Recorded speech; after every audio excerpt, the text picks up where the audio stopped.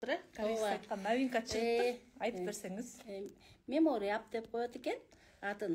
Камерага жакындатып коеюн. Бул жаңы продукт.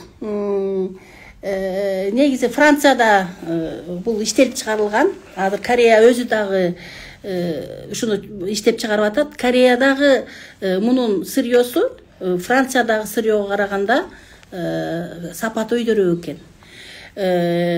Мунун составын, анусун, мунусун майдалап айта албайм. Виноградный косточка, там эме дешет, көп нерсени айтышат экен.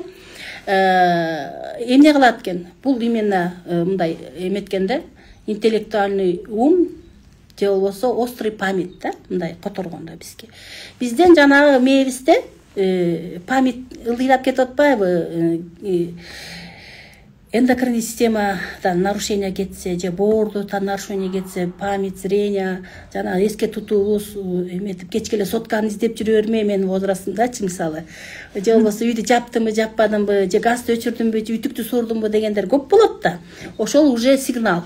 Памятибиз начарлап аткан. Бизде нейрондор бар, көп нейрондор бар да биринен бирине информация өтпөй калат. Ошондо биздин память аябай ылдыйлайт.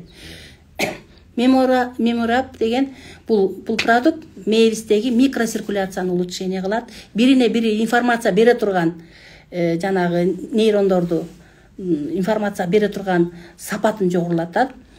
Муну кимдер ишсе болот?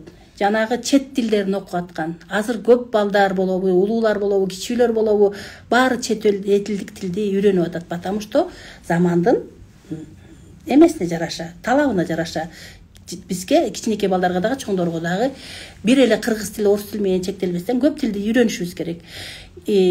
Ошол чет тилди окуп аткандарга абдан жакшы, программисттерге, түнчүндө иштегендерге, нагрузкасы чоң адамдарга, мисалы главбух, например, коммерческий директор какого-то экономический коммерческий директорга или жана башка кызматтарга иштегендерде ошол менен бирге Альцгеймер болезнь деген бар, атель унутуп калган 5 мүнөттө эле кайра унутуп турган, Паркинсон, ушу сыяктуу ооруларды алдын ала турган препарат. Муну ичиш керек.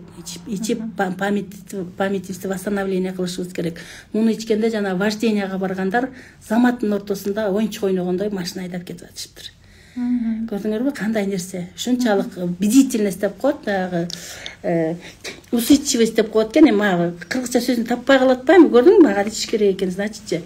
Кыргызчаны жакшы эле билем, эми ошо усидчивостьти унутуп калатпаймбы? Ушуларга аябай көмөк көрсөтөт да. Бул баары бизге жашка дагы, карга дагы, орто жашка дагы, аялга дагы, эркекке да керектүү нерсе. Урматтуу подписчиктер, мен ушу такайла ата-энеңерге алгыла дей берем да, анткени Паккангелдин да айтымында ошондой да, ата-энеңе алып бер деген осуяты бар. Ата-энеңе алып бер деген солугун чыңда депчи. Бул демек биздин ата-энебизге да керек экен. Албетте. Жанагы караганда баягы алжып кал деп коюшат го. Мына ошол эки нейронный связьдардын үзүлгөнүнөн ошол алжып калуу келип чыгат да. Демек бул ошонун алдын алып атса